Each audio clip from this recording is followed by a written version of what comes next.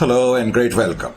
तो बेटे last session में ये जो चैप्टर है सिंपल चैप्टर है जिसमें अभी तक हमने 5 क्वेश्चन तक करे थे। 6 क्वेश्चन मैंने आपको होमवर्क के लिए दिया था, ठीक है।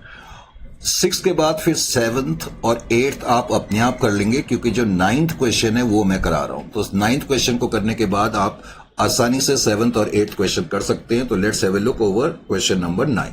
तो क्वेश्चन नंबर 9 को देखें, उसमें क्या कहता है। कहता है Nokia limited offer to public 20,000 shares of 100 each at a premium of ₹10 per share. कह रहा है 20 रुपए एप्लीकेशन पे है, 40 रुपए अलॉटमेंट पे, उस पर 10 रुपए का प्रीमियम शामिल है, 25 रुपए की फर्स्ट कॉल है और 25 रुपए की सेकंड कॉल भी है। कई बार अब मैं ये छोटी छोटी चीजें बता चुका हूं।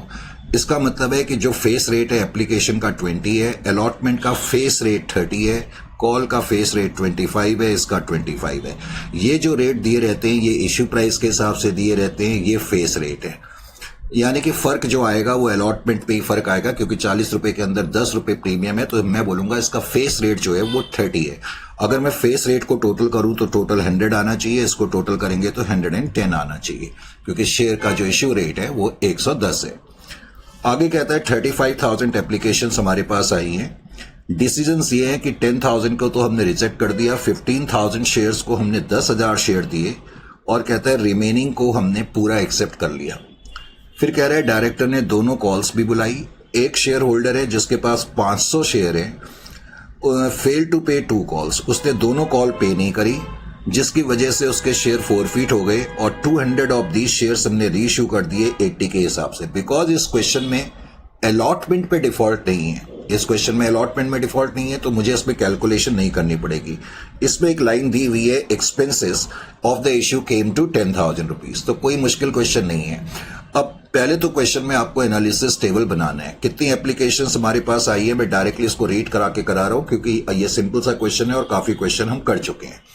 20,000 एप्लीकेशंस इश्यू करी है, एक कॉलम में आपने ये लिखना है एप्लीकेशंस रिसीव 35,000 की हुई है। बेसिकली 2 ही कॉलम बनाने पड़ते हैं। पहला डिसीजन ये है, ये डिसीजन 1 है जहां कह रहा है कि हमने 10,000 को एक भी शेयर नहीं दिया, तो इसके आगे मैं रिजेक्ट लिख दूंगा। तो 10,000 को हमने एक भी शेयर नहीं दिया, एप्लीकेशन का रेट 20 रुपए है, तो इसका मतलब 2 लाख रुपए जो है वो मैं वापस करूंगा, ठीक है। 2 लाख रुपए मैं वापस कर दूंगा रिफंड। इसी तरह से अब बैलेंसिंग सिचुएशन क्या है। बैलेंसिंग सिचुएशन ये है कि 20,000 शेयर देने के लिए मौजूद हैं और 25,000 वेटिंग में है। तुमने अगला डिसीजन क्या लिया कि 25,000 में से 15,000 को 10,000 शेयर दिए, 25,000 में से 15,000 एप्लीकेंट्स को 10,000 शेयर दिए। जब भी कम शेयर ज्यादा लोगों में बढ़ते हैं तो उसको हम प्रोरेटा अलॉटमेंट कहते हैं। डिफरेंस है 5,000 का, एप्लीकेशन के रेट से मल्टीप्लाइड करेंगे। तुम्हें मालूम है कि ये मनी एक्सेस मनी होता है, इसको हम अलॉटमेंट की तरफ ले जाते हैं। अब बैलेंसिंग सिचुएशन ये है कि 10,000 शेयर देने के लिए मौजूद हैं और 10,000 ही एप्लीकेंट्स हैं, तो जाहिर है कि बचे हुए 10,000 को हमने पूरे 10,000 शेयर दे दिए। जब सारे शेयर एक्सेप्ट हो जाते हैं तो वहां कोई प्रॉब्लम नहीं होती। अब मैं पहली एंट्री अपनी करूंगा। जाहिर है कि पहली एंट्री जब हम करते हैं bank account debit to share application, ये हमारी पहली एंट्री होगी। कितनी एप्लीकेशंस आई है हम ये देखते हैं। 20 रुपए एप्लीकेशन का रेट है, 7 लाख रुपए से ये एंट्री होगी, application money received. Next entry होती है जो एप्लीकेशन पे अमाउंट आ गया 7 लाख, उसको हमें एडजस्ट करना पड़ता है। जब हम एडजस्ट करेंगे तो पहले तो 2 शेयर कैपिटल लिखेंगे, नंबर ऑफ शेयर इश्यू 20,000 है, एप्लीकेशन का रेट 20 है, तो शेयर एप्लीकेशन का शेयर कैपिटल में हिस्सा 4 लाख रुपए है। अब टेबल को देख करके हमने देखा कि हमने 10,000 को रिजेक्ट कर दिया था, तो 20 रुपीज के हिसाब से 2 लाख मुझे वापस करने पड़ेंगे। और जो एक्सेस मनी है अलॉटमेंट पे वो 1 लाख रुपए हम अलॉटमेंट की तरफ ले गए जहां प्रोरेटा अलॉटमेंट हुई थी। अब जब तीसरी एंट्री करेंगे अलॉटमेंट की ड्यू एंट्री, तो share allotment account debit. Because मैंने वर्ड अलॉटमेंट लिखा है तो इसके आगे मैं इश्यू रेट लिखूंगा, तो 8 लाख रुपए अलॉटमेंट पे हमें मिलेंगे। लेकिन शेयर अलॉटमेंट का शेयर कैपिटल में जो हिस्सा है वो 20,000 शेयर्स पे फेस रेट 30 के हिसाब से 6 लाख है और सिक्योरिटी प्रीमियम में हिस्सा 20,000 शेयर पे 10 रुपए के हिसाब से 2 लाख है। यानी कि अलॉटमेंट में 8 लाख रुपए हमें मिलने हैं, जिसमें से 6 लाख कैपिटल में जाएंगे, 1-2 लाख रुपए सिक्योरिटी प्रीमियम में जाएंगे। अब जब मैं अलॉटमेंट मनी रिसीव करूंगा, मुझे 8 लाख रिसीव करने थे, 1 लाख मुझे पहले ही मिल गए थे और इस क्वेश्चन में कोई अलॉटमेंट पे डिफॉल्ट नहीं है, इसलिए मुझे कोई कैलकुलेशन नहीं करनी पड़ेगी। तो 7 lakh bank account debit to share allotment account 7 lakh से ये एंट्री आपकी हो जाएगी। अब फर्स्ट कॉल की ड्यू एंट्री आप मुझसे ज्यादा बेटर जानते हैं। Share first call account debit, number of share issued 20,000 है, फर्स्ट कॉल का रेट 25 है, तो टू शेयर कैपिटल, ये तो हो गई ड्यू एंट्री। अब रिसीव करेंगे आप, तो 5 लाख रुपए आपने रिसीव करने थे क्योंकि 5 लाख लिखा है। 5 लाख में से 500 शेयर पे, क्योंकि उसने लिखा हुआ है एक आदमी जिसके पास 500 शेयर थे, उसने दोनों कॉल पे नहीं करी, तो 500 शेयर पे 25 रुपए के हिसाब से आपको पैसा नहीं मिला, 12,500 नहीं मिले। Bank account debit to share first call account, direct entry लिख सकते हो, ये लिखने की जरूरत नहीं है कॉल्स इन एरियर। अगर कॉल्स इन एरियर की एंट्री भी दिखाना चाहते हो तो ऐसे भी दिखा सकते हो, calls in arrear account debit to share first call, इस तरह भी एंट्री अलग से एक और लिख सकते हो अगर दिखाना चाहते हो तो। जैसे मैंने ये रिसीव करा, तो रिसीव करने की एंट्री नंबर ए आप ऐसे दिखा सकते हो, directly bank account debit to share first call 4,87,500, 4,87,500। Entry number B calls in arrear account debit to share first call अगर दिखाना चाहते हो। मैंने कहा वो एंट्री नहीं भी दिखाई जाए तो उससे कोई प्रॉब्लम नहीं होती है, डोंट वरी अबाउट दैट। उसके बाद फाइनल कॉल की एंट्री, शेयर फाइनल कॉल की भी पहले ड्यू एंट्री करेंगे। 20,000 शेयर पे 25 रुपए के हिसाब से 5 लाख रुपए जो है वो ड्यू हो गए। अब रिसीव करेंगे तो उसी आदमी ने 500 शेयर पे 25 रुपए के हिसाब से पे नहीं करा, तो रिसीव इतनी करेंगे। यहां पर भी आप चाहो तो 2 पार्ट में एंट्री लिख सकते हो, पार्ट ए रिसीव करने की, part B calls in arrear की। अगर दिखाना चाहते हो तो calls in arrear account debit to share final call account, अगर दिखाना चाहते हो तो। वैसे मैंने कहा ये जरूरी नहीं होता है। अब मेन चीज है 4 फीचर की एंट्री। जब 4 फीचर की एंट्री करते हैं तो आपको अच्छी तरह से मालूम होना चाहिए, मैं कई बार ये बात बता चुका हूं कि शेयर कैपिटल को डेबिट करते हैं। कितने डिफॉल्टिंग शेयर हैं, आराम से सोचो 500। फिर ये सोचो कि जो फेस रेट है उसका हमने कितना हिस्सा बुला लिया। हमने 20 रुपए एप्लीकेशन के बुला लिए, 30 रुपए अलॉटमेंट के भी बुला लिए, 25 रुपए भी बुला लिए, तो पूरे 100 रुपए हमने बुलाए। यानी कि जब शेयर फोरफीट हो चुके हैं उस वक्त तक हम पूरा फेस रेट बुला चुके हैं, तो 50,000 रुपए डेबिट करेंगे। अब कहानी आती है क्या सिक्योरिटी प्रीमियम को डेबिट करें या नहीं करें। मैंने बताया था अगर अमाउंट रिसीव नहीं हुआ होगा तो आप डेबिट करेंगे, लेकिन यहां तो अमाउंट पे हो गया क्योंकि इसने अलॉटमेंट पे कर दिया है, तो इसलिए सिक्योरिटी प्रीमियम के आगे कुछ नहीं लिखेंगे।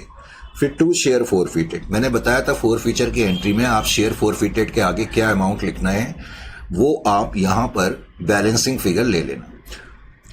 अब टू फर्स्ट कॉल, उन कॉल के नाम लिखो जो उसने पे नहीं करा है। अब यहां ध्यान क्या रखना है, वैसे तो इतनी छोटी चीज आपके एग्जामिनेशन में देखी नहीं जाएगी, लेकिन नॉलेज के लिए, अगर आपने कॉल्स इन एरियर की एंट्री लिखी है तो यहां पर फिर आपको 2 कॉल्स इन एरियर लिखना पड़ेगा जो उसने कॉल पे नहीं करी है। अगर कॉल्स इन एरियर की एंट्री आपने नहीं लिखी है तो फिर 2 फर्स्ट कॉल 2 फाइनल कॉल लिखना।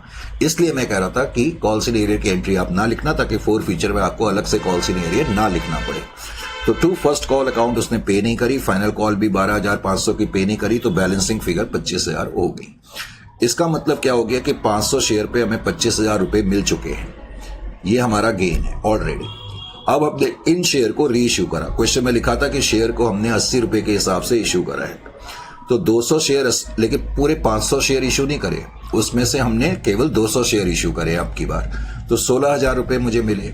2 शेयर फोरफीटेड अकाउंट, 200 शेयर पे डिस्काउंट हो जाएगा 4,000 का।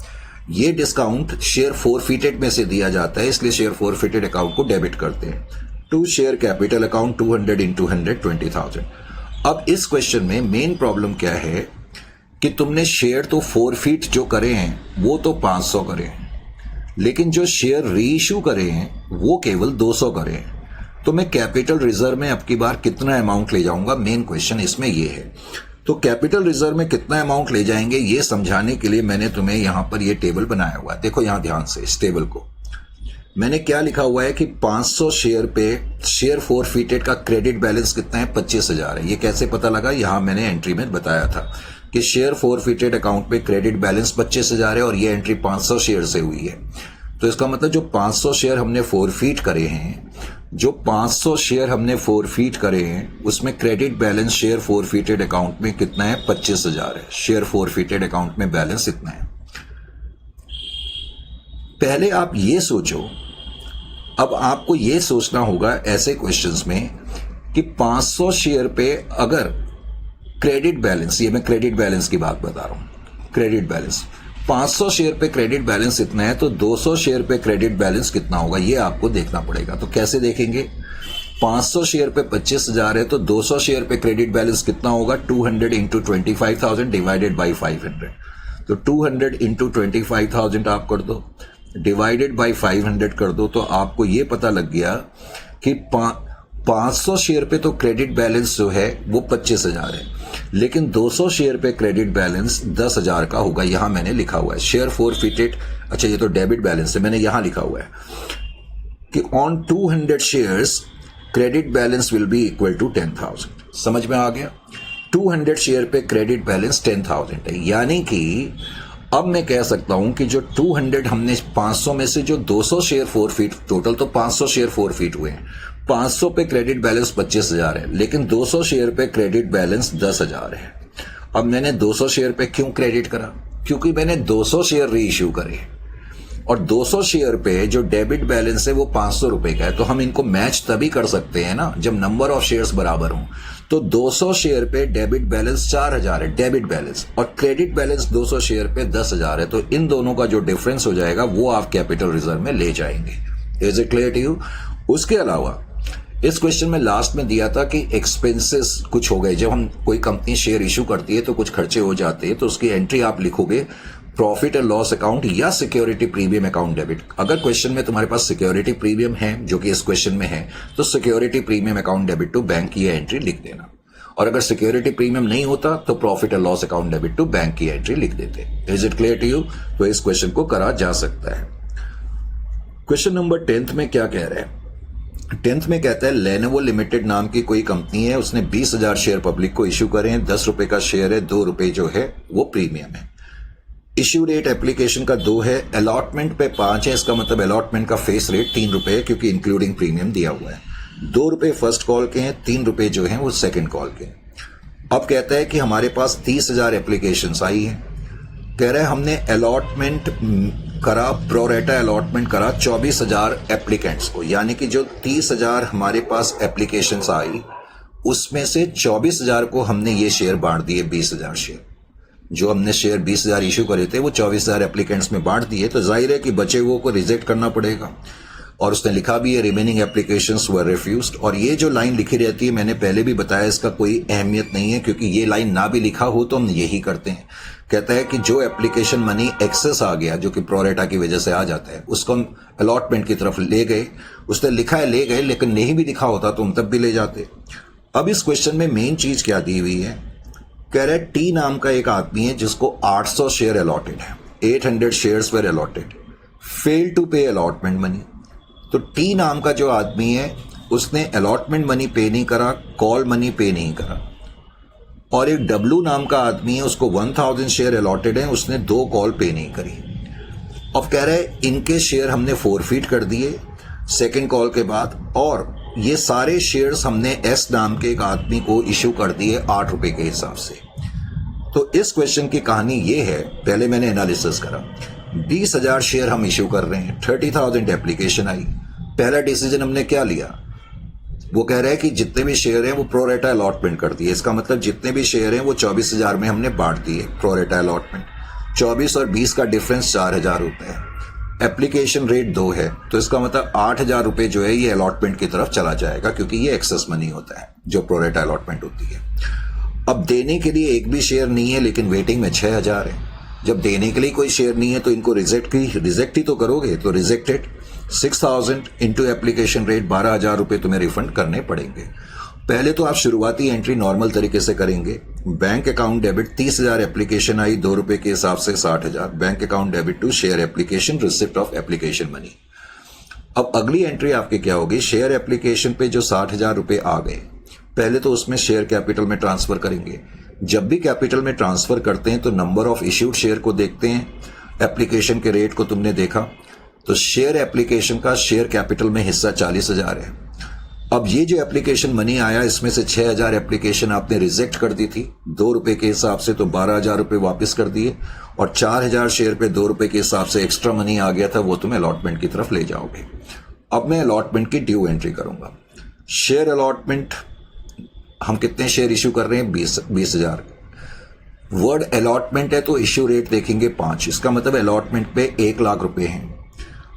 अलॉटमेंट पे जो 1 लाख रुपए आएंगे उसमें से 3 रुपए के हिसाब से 60,000 रुपए तो हम कैपिटल में ट्रांसफर करेंगे फेस रेट के हिसाब से, और सिक्योरिटी प्रीमियम में ट्रांसफर करेंगे 40,000। अब मुझे अलॉटमेंट पे 1 लाख रुपए रिसीव करने थे। अब अलॉटमेंट में मुझे 1 लाख रुपए रिसीव तो करने थे, तो अब मैं कितने रिसीव करूंगा? देखो 1 लाख तो रिसीव करने थे मुझे, और 1 लाख में से 8,000 रुपए पहले ही मुझे मिल चुके हैं, तो 8,000 में माइनस करूंगा। अब मुझे ये देखना है कि यहां पर जो तुम्हें क्वेश्चन में दिया हुआ था कि मिस्टर टी नाम के आदमी ने, जिसके पास 800 शेयर है, उसने सिर्फ एप्लीकेशन मनी पे करी, उसने अलॉटमेंट मनी तो पे करा ही नहीं है। बिकॉज उसने अलॉटमेंट मनी पे नहीं करा है तो यहां मुझे कैलकुलेशन करनी पड़ेगी। मैंने आपको पहले भी कई बार बताया है कि कभी भी अगर क्वेश्चन ओवर सब्सक्रिप्शन का हो, अगर क्वेश्चन ओवर सब्सक्रिप्शन का हो और कोई व्यक्ति अगर अलॉटमेंट पे नहीं करेगा तो उस केस में फिर हमें क्या बोलते हैं, कैलकुलेशन करनी पड़ेगी। अब इसकी कैलकुलेशन कैसे करेंगे? वैसे तो मैंने सब करके तुम्हें बताया हुआ है, यहां पर मैंने तुम्हें करके बताया हुआ है, लेकिन फिर भी मैं तुम्हें यहां पर जरा एक्सप्लेन कर दूं। सबसे पहले तो कैलकुलेशन करने के लिए प्रोरेटा रेट देखते हैं। प्रोरेटा रेट वहां देखते हैं जहां कम शेयर ज्यादा लोगों में अलॉट हुए हैं। 20,000 शेयर 24,000 में अलॉट हुए हैं, तो इसका मतलब 5:6। ये 5:6 का भी क्या मतलब होता है? इसका मतलब होता है कि जिस आदमी को 5 शेयर अलॉट हुए हैं उसने अप्लाई करा होगा 6 शेयर्स के लिए। इसका मतलब ये होता है 5:6।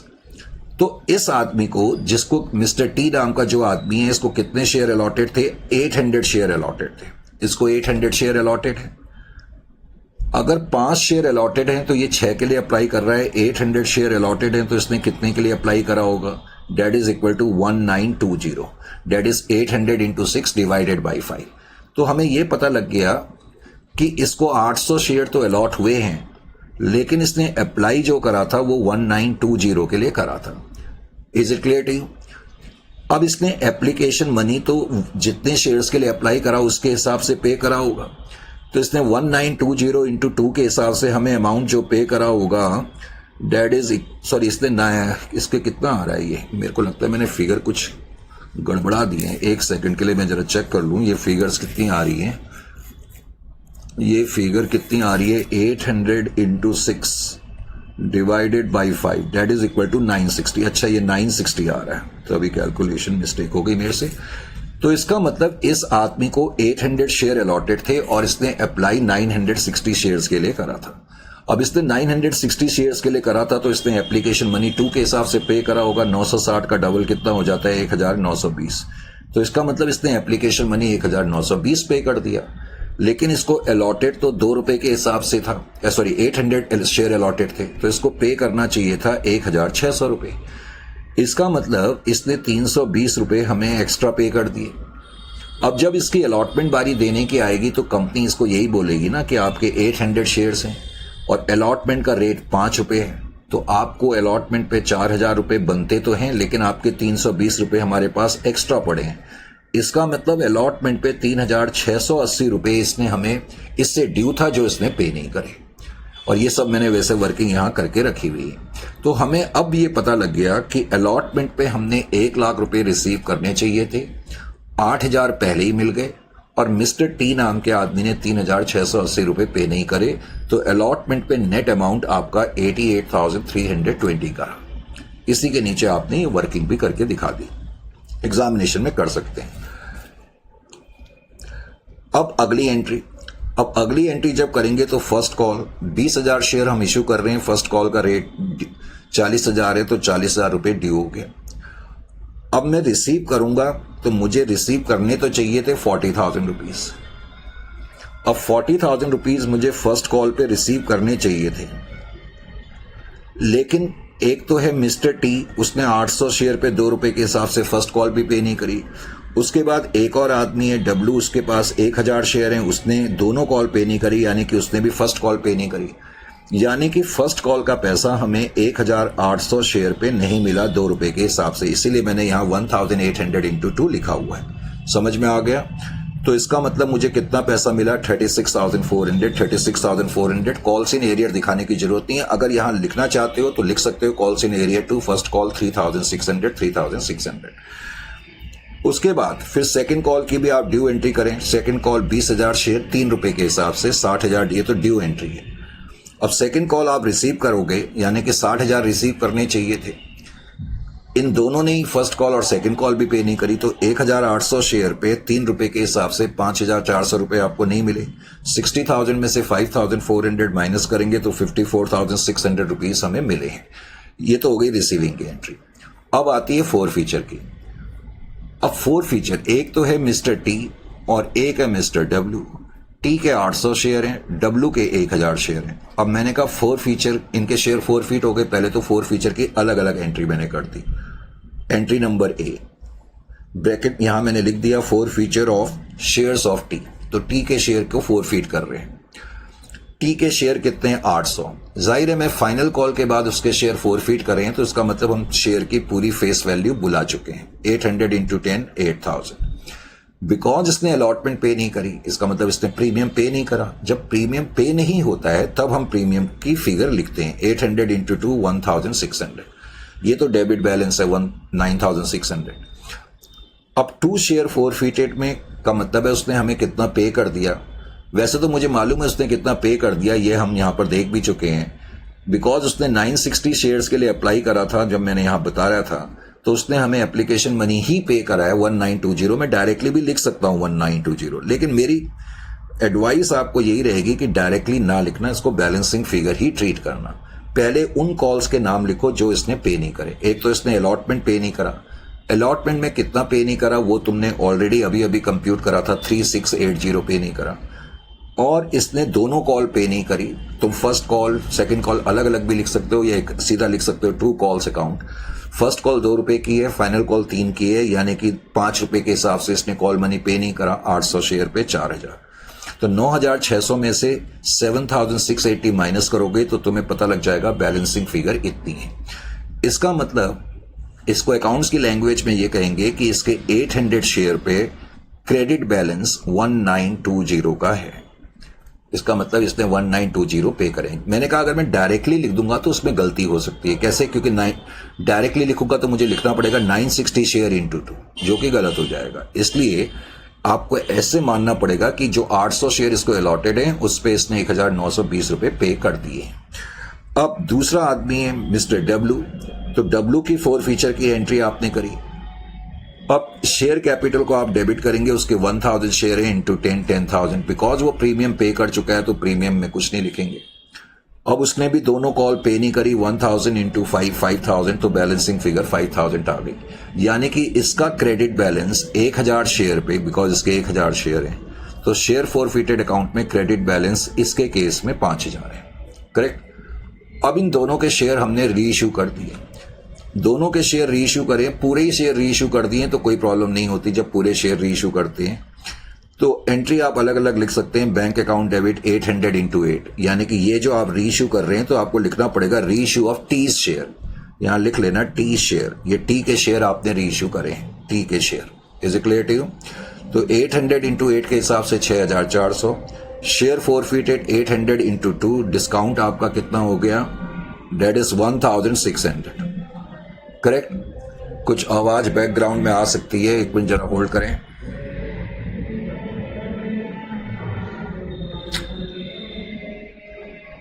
Just wait.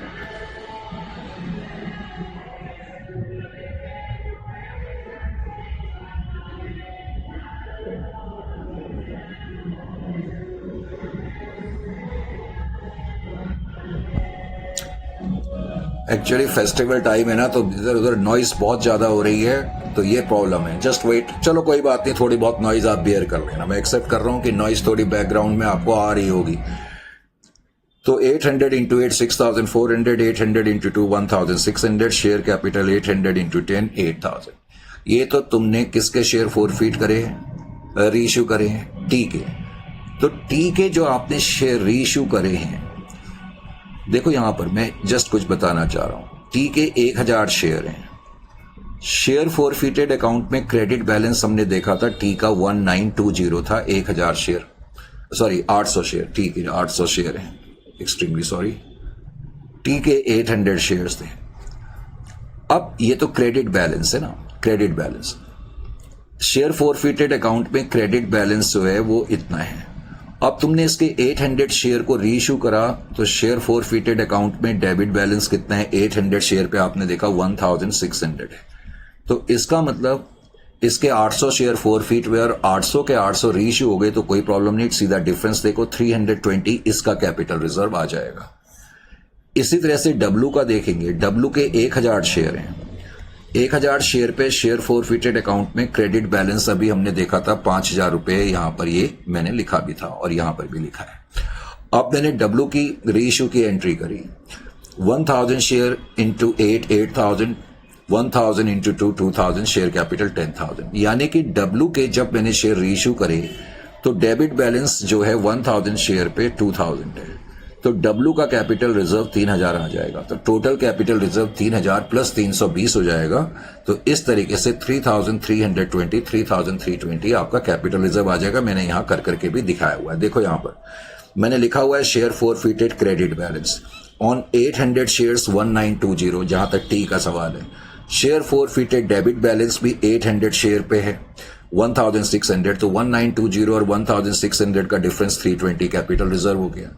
इसी तरह से डब्लू का 1000 शेयर पे क्रेडिट बैलेंस 5000 है और 1000 शेयर जो रीइश्यू हुए हैं उस पे डेबिट बैलेंस 2000 है, तो 5000 और 2000 का डिफरेंस 3000, तो 3320 कैपिटल रिजर्व हो गया। इस तरीके से इसको करा जा सकता है। मेरे ख्याल से इसमें प्रॉब्लम नहीं होनी चाहिए थी, इजंट इट और नॉट? तो प्रॉब्लम नहीं होनी चाहिए थी। तो इस तरह से अब अगले क्वेश्चन को देखते हैं जरा। अगले क्वेश्चन में क्या है जी? क्वेश्चन नंबर 11 को देखें। 11 में कहता है 11 में क्या कहता है? Flower limited issued A prospectus inviting 20,000 shares of ₹20 each at a premium of ₹4 पर शेयर पेएबल एज फॉलोज। कहता है एप्लीकेशन, पहले तो अब की बार 20,000 शेयर इशू कर रहे हैं और अब की बार फेस वैल्यू 20 रुपए की है और 20 रुपए वाला शेयर 4 रुपए के हिसाब से इशू हो रहा है, तो इसका मतलब 24 रुपए जो है वो इश्यू रेट है और 20 रुपए जो है फेस रेट है। एप्लीकेशन पे 4 रुपए हैं, अलॉटमेंट पे 10 रुपए हैं इंक्लूडिंग प्रीमियम। इसका मतलब अलॉटमेंट का जो फेस रेट है वो 6 रुपए है और 4 रुपए जो है वो प्रीमियम है, तो इश्यू रेट 10 हो गया। फिर फर्स्ट कॉल पे 6 और 4, कह रहा है एप्लीकेशन 30,000 शेयर की आई। इसमें भी उसने लिखा कि हमने प्रो रेटा अलॉटमेंट कर दिया 24,000 को और जो एक्सेस मनी है वो हम अलॉटमेंट की तरफ ले गए। मैंने कहा इस लाइन की कोई रेलिवेंसी नहीं है, करेक्ट। अब कह रहे एस नाम का आदमी है, उसको 400 शेयर अलॉटेड थे, उसने अलॉटमेंट मनी पे नहीं करा। क्वेश्चन ओवर सब्सक्रिप्शन का है, अलॉटमेंट पे डिफॉल्ट है तो कैलकुलेशन करनी पड़ती है। अलॉटमेंट पे नहीं करी and on his subsequent failure to pay the first call his shares were forfeited. अब इस क्वेश्चन में ध्यान क्या रखना है, जो अभी तक हमने क्वेश्चन करे और इस क्वेश्चन में फर्क क्या है। इस क्वेश्चन में क्या है, जो एस नाम का आदमी है, करेक्ट, उसके जो नंबर ऑफ शेयर्स हैं जैसा कि आप देख रहे हो, उसके नंबर ऑफ शेयर्स जो हैं वो 400 शेयर्स हैं, 400 शेयर हैं। इस एस नाम के शख्स ने एप्लीकेशन मनी तो पे करा, इसने अलॉटमेंट मनी पे नहीं करा, जिसकी वजह से कैलकुलेशन करनी पड़ेगी। इसने फर्स्ट कॉल भी पे नहीं करी, लेकिन सेकंड कॉल का इसको मौका नहीं मिला क्योंकि सेकंड कॉल से पहले इसके शेयर फॉरफिट हो गए। तो इस क्वेश्चन में आर के शेयर फर्स्ट कॉल के बाद फॉरफिट हुए, ये ध्यान रखना है। उसके बाद वो कहता है आर नाम का एक आदमी जिसके पास 600 शेयर है, कहता है उसने एप्लीकेशन पे करी, अलॉटमेंट पे करी, लेकिन उसने दोनों कॉल पे नहीं करी, उसने दोनों कॉल पे नहीं करी।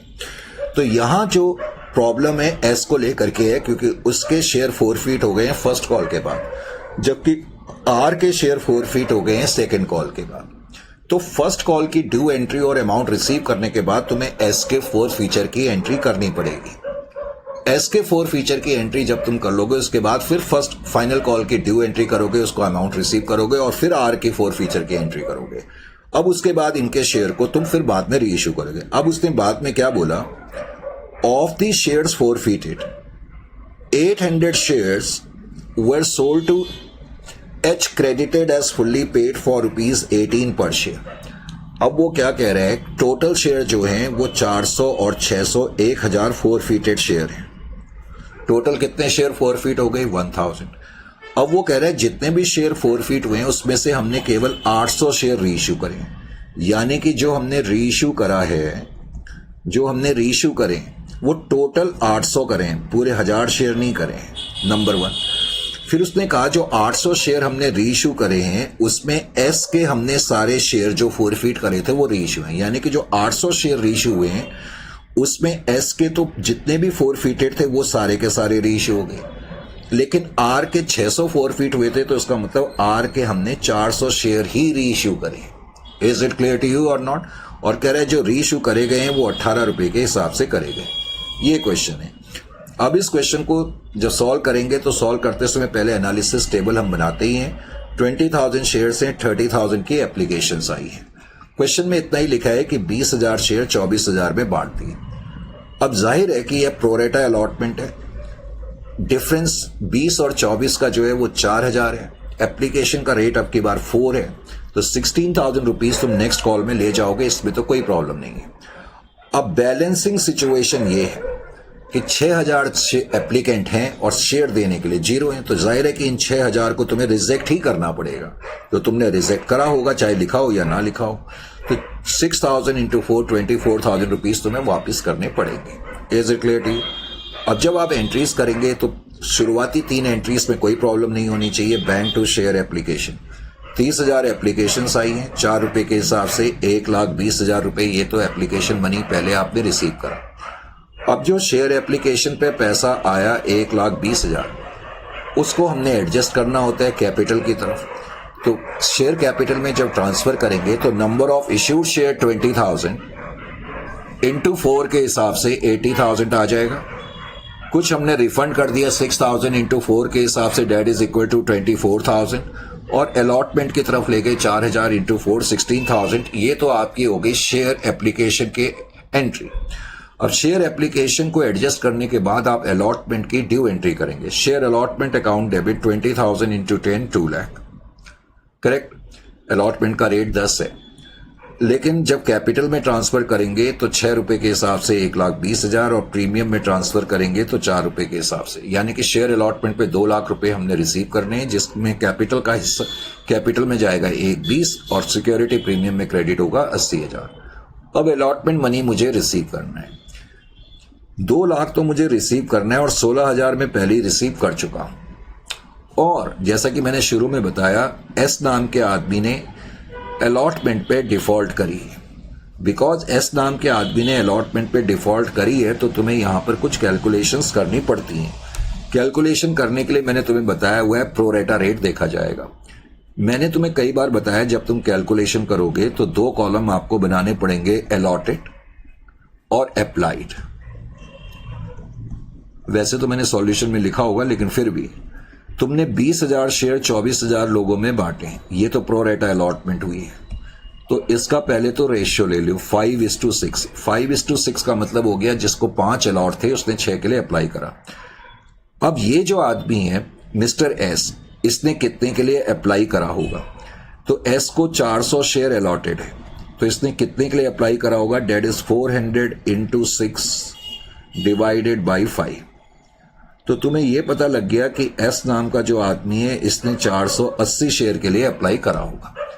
अब इसने 480 शेयर के लिए अप्लाई करा तो हमें यह पता लग गया कि इसको 400 शेयर तो अलॉटेड है और इसने अप्लाई करा है कितने के लिए? 480 शेयर के लिए। अब आप एप्लीकेशन रेट से मल्टीप्लाइड कर दो। 480 शेयर पे इसने एप्लीकेशन मनी 4 रुपए के हिसाब से हमें पे करा होगा। 480 का डबल 960, 960 का डबल 1920, तो इसने हमें 1,920 रुपीज पे करे। लेकिन बिकॉज इसको 400 शेयर अलॉट हुए थे तो इसने 4 रुपए के हिसाब से 1,600 रुपए हमें देने चाहिए थे। कितने देने चाहिए थे? तो इसका मतलब इसके 320 रुपए हमारे पास एक्स्ट्रा आ गए। 320 इसके एक्स्ट्रा आ गए। अब जब इसकी अलॉटमेंट बारी देने की आएगी तो कंपनी के डायरेक्टर इसको यही कहेंगे कि भाई आपको 400 शेयर अलॉटेड है और अलॉटमेंट का रेट जो है वो 10 रुपए है, तो आपके अलॉटमेंट पे 4,000 रुपए बनते तो हैं, लेकिन 320 आप हमें पहले ही पे कर चुके हैं, तो इसका मतलब 3,680 रुपीज आपसे ड्यू है। तो ड्यू इससे इतना था, इसका मतलब अलॉटमेंट पे इसने इतना पे नहीं करा। वैसे ये सब वर्किंग मैंने यहाँ करी हुई है, तुम यहाँ आराम से देख सकते हो। तो अब तुम्हें ये पता लग गया 2 लाख माइनस 16 तो पहले ही मिल गए, और इस आदमी ने, मिस्टर एस ने 3620 हमें पे नहीं करे, तो नेट अमाउंट मुझे इतना मिला। Is it clear to you? अब उसके बाद शेयर फर्स्ट कॉल। अब देखो, share first call account debit to share capital account. 20,000 share पे 6 रुपए के हिसाब से 1,20,000 फर्स्ट कॉल की ड्यू एंट्री है। अब मैं जब रिसीव करूंगा फर्स्ट कॉल, तो याद ये रखना है कि फर्स्ट कॉल का पैसा एक तो मिस्टर एस के पास 400 शेयर हैं, उसने भी पे नहीं करा, और जो दूसरा आदमी है, दूसरे आदमी का नाम क्या है मैं तो भूल ही गया हूं, आर, जो आर नाम का आदमी है उसने 1000 शेयर, उसके पास 600 शेयर है, सॉरी, उसने 600 शेयर पे नहीं करा। तो इसका मतलब जो फर्स्ट कॉल मनी है, क्योंकि दोनों ने ही पे नहीं करा ना, तो 1000 शेयर पे फर्स्ट कॉल मनी नहीं मिला, तो इसलिए मैंने 1,20,000 माइनस 1000 इंटू 6 करा है, तो 1,14,000 तुम रिसीव करोगे। चाहो तो कॉल इन एरियर की एंट्री लिख सकते हो, लेकिन लिखने की जरूरत नहीं है। अब फर्स्ट कॉल के बाद जो एस नाम का आदमी था उसके शेयर फोरफीट हो गए, तो शेयर कैपिटल अकाउंट डेबिट। अब देखो, यहां पर ध्यान ये रखना है, जब मैं फोरफीचर की एंट्री लिखता हूं तो मुझे देखना पड़ता है जिस पॉइंट पर शेयर फोरफीट हुए उस वक्त तक हमने नेचुरल फेस रेट कितना बुलाया था। तो 4 रुपए तो एप्लीकेशन पे बुला लिए थे, और अलॉटमेंट का फेस रेट की बात कर रहा हूं, अलॉटमेंट का फेस रेट 6 रुपए था, और फर्स्ट कॉल का कितना था, फर्स्ट कॉल 6 रुपए की थी, तो इसका मतलब फर्स्ट कॉल तक हमने बुलाया, तो टोटल हमने अभी तक 16 रुपए बुलाए हैं। इसका मतलब जब शेयर कैपिटल के आगे फिगर लिखते हैं तो number of defaulting share into called up amount, कि उस वक्त तक हम नेचुरल फेस रेट, जो फेस वैल्यू है, उसका कितना हिस्सा बुला चुके थे।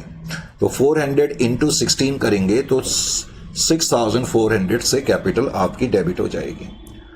बिकॉज इसने अलॉटमेंट पे नहीं करा है तो इसलिए अलॉटमेंट को डेबिट करेंगे। 400 इंटू 4 अलॉटमेंट है 1,600, 6,400 और 1,600 कितना हो गया, 8,000। ये तो अभी क्रेडिट आपकी डेबिट की फिगर आ गई। अब क्रेडिट में टू शेयर फोरफीटेड के आगे तो मैं बैलेंसिंग फिगर लूंगा। मैं पहले ये देखूंगा कि उसने क्या क्या चीजें पे नहीं करी। अलॉटमेंट में उसने 3,680 रुपए पे नहीं करे, अभी हमने वर्किंग में देखा, और फर्स्ट कॉल पे 400 इंटू 6 के हिसाब से 2,400 पे नहीं करे। तो 8,000 में से आप 3,680 और 2,400 माइनस करोगे तो बैलेंसिंग फिगर 1,920 आ जाएगी।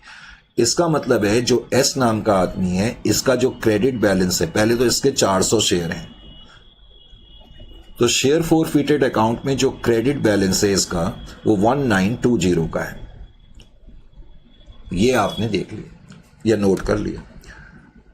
अभी कहानी खत्म नहीं हुई है, क्योंकि अभी सेकंड कॉल बची हुई है। अब सेकंड कॉल की एंट्री करेंगे, share second and final call account debit to share capital. वैसे तो जब हम कॉल की एंट्री करते हैं तो मैंने कहा है कि हम ये देखते हैं कि नंबर ऑफ इश्यूड शेयर कितने हैं। अब नंबर ऑफ इश्यूड शेयर तो 20,000 है, लेकिन 400 शेयर तो फोरफीट हो गए ना, वो कैंसिल ही हो गए, तो इसलिए 400 शेयर तुम्हें माइनस करने पड़ेंगे। 19,600 और फाइनल कॉल का रेट 4 है, तो ड्यू अमाउंट फाइनल कॉल पे इतना माना जाए। Is it clear to you? फिर उसके बाद जब तुम रिसीव करोगे तो 78,400 रुपीज तुमने लेने थे, और जो आर नाम का आदमी है जिसने फर्स्ट कॉल 6 नहीं पे करी थी, उसने सेकंड कॉल भी पे नहीं करी। जो एस है उसको तो सेकंड कॉल का चांस ही नहीं मिला ना, तो आर ने 600 शेयर पे 4 रुपीज के हिसाब से 2,400 पे नहीं करे, तो 76,000 रुपीज हमें मिले। अब मैं आर की फोरफीचर की एंट्री करूंगा। अब आर की जब फोरफीचर की एंट्री करेंगे तो इसके डिफॉल्टिंग शेयर, इसके 600 शेयर हैं, और अब मैं शेयर की पूरी फेस वैल्यू बुला चुका हूं, क्योंकि मैं फाइनल कॉल के बाद इसके शेयर फोरफीट करूंगा 12,000। सिक्योरिटी प्रीमियम को डेबिट नहीं करेंगे क्योंकि ये अलॉटमेंट दे चुका है, प्रीमियम पे कर चुका है। टू शेयर फोरफीटेड अकाउंट, ये बैलेंसिंग फिगर ले ली। 2 कॉल्स मैंने इकट्ठे लिख दिया। 600 इसके शेयर हैं, फर्स्ट कॉल का रेट 6 है, सेकंड कॉल का रेट 4 है, तो इसका मतलब 10 रुपए के हिसाब से इसने कॉल मनी पे नहीं करी, 6,000, तो बैलेंसिंग फिगर 6,000 आ जाएगी। अब इसके 600 शेयर हैं, और इसका शेयर फोरफीटेड अकाउंट में जो क्रेडिट बैलेंस है वो आपने देखा 6,000 का है। Is it clear to you? समझ में आ गया? अब हमने इनके शेयर फोरफीट करे। मैंने आपको बताया था टोटल 1000 शेयर जो हैं वो फोरफीट हुए हैं। उसके बाद जो रीइश्यू हुए हैं वो 800 शेयर हुए हैं, लेकिन एस के पूरे शेयर रीइश्यू हुए हैं। तो पहले मैंने फोर फीचर की एंट्री करी। जब मैंने फोर फीचर की एंट्री करी, जस्ट वेट, तो बैंक अकाउंट डेबिट पहले हम एस के कर रहे हैं। मैंने यहां लिख भी दिया रीइश्यू ऑफ एस 400 शेयर्स। तो एस के जो 400 शेयर फोरफीट हुए थे वो हमने सारे रीइश्यू कर दिए। 400 इंटू 18, 7200 शेयर फोरफीटेड को डेबिट करेंगे। 400 इंटू 2, 800, और 2 शेयर कैपिटल लिखेंगे 400 इंटू 20, 8000। तो जहां तक एस का सवाल है उसमें कोई प्रॉब्लम नहीं। एस का कैपिटल रिजर्व तो तुम 1 मिनट में निकाल सकते हो, क्योंकि एस का क्रेडिट बैलेंस 400 शेयर पर है, और इसका जो डेबिट बैलेंस है वो भी 400 शेयर पर है। और डेबिट बैलेंस अभी आपने देखा था, इसका जो डेबिट बैलेंस था 400 इंटू 2 के हिसाब से 800 है। ठीक है, 800। तो इसका मतलब बिकॉज इसके जितने शेयर फोरफीट हुए हैं उतने ही रीइश्यू हो गए हैं, तो इसमें तो कोई प्रॉब्लम नहीं। तुम डिफरेंस देख लोगे, 1120 इसका कैपिटल रिजर्व आ जाएगा। इसका तो कैपिटल रिजर्व 1120 आ गया। अब मैं रीइश्यू की एंट्री करूंगा दूसरे आदमी की।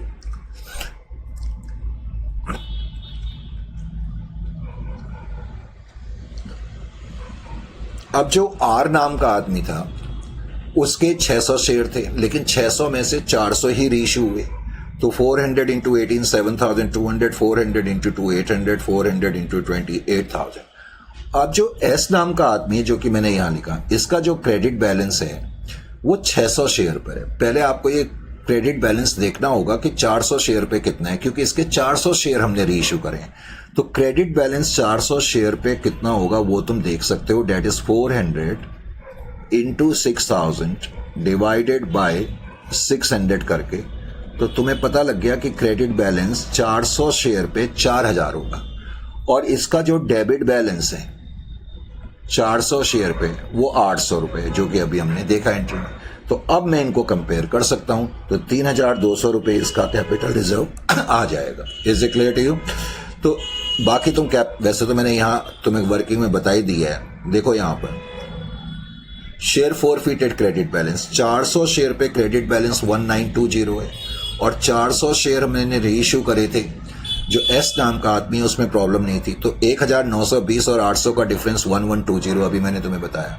लेकिन जो दूसरा आदमी है उसके हमने 600 शेयर फोरफीट करे थे, उस पर क्रेडिट बैलेंस 6000 था, लेकिन उसका जो डेबिट बैलेंस है वो 400 शेयर पर है। तो इसलिए मुझे देखना पड़ेगा कि ये क्रेडिट बैलेंस 400 शेयर पे कितना होगा, 4000 होगा। तो 4000 और 800 का डिफरेंस 3200, तो 4320 आपका कैपिटल रिजर्व आ जाएगा, और उसकी एंट्री जो है वो अब आप कर सकते हैं। Is it clear to you और नॉट? समझ में आया कि नहीं आया? इस क्वेश्चन को करने के बाद क्वेश्चन नंबर 12 को आप देखें। क्वेश्चन नंबर 12 को करने की कोशिश करें अपने आप। तो अभी मैं 5 मिनट के बाद इसको फिर अभी कमेंट्स करूंगा, क्लास अभी जारी है।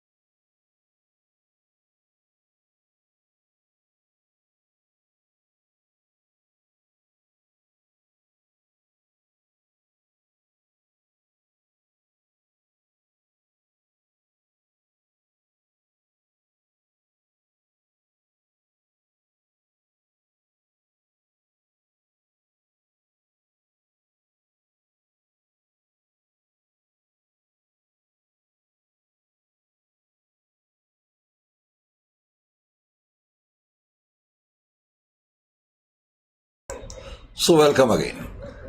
तो अब इस क्वेश्चन में क्या करना है, आगे नेक्स्ट पार्ट को भी जरा ध्यान से देखें।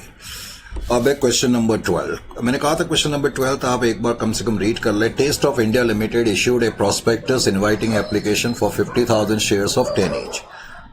ये पहला क्वेश्चन है जिसमें प्रीमियम मनी एप्लीकेशन पर है, करेक्ट।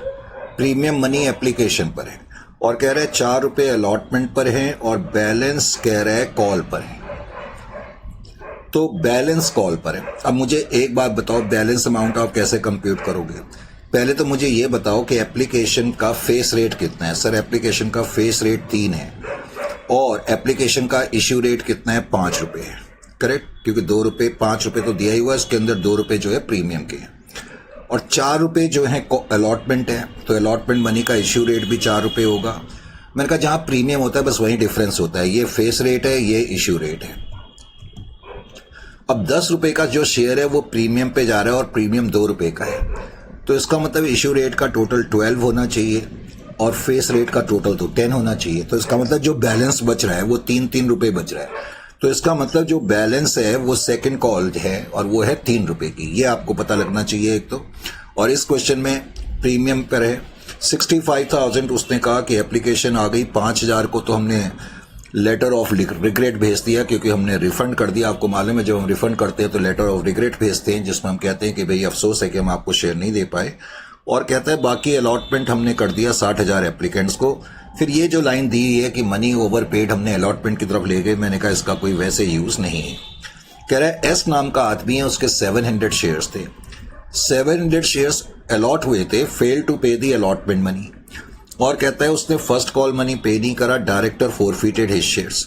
तो फर्स्ट कॉल के बाद ही उसके शेयर फॉरफिट हो गए। बाद में कह रहा है all the forfeited shares were subsequently sold to J as fully paid for ₹9 per share.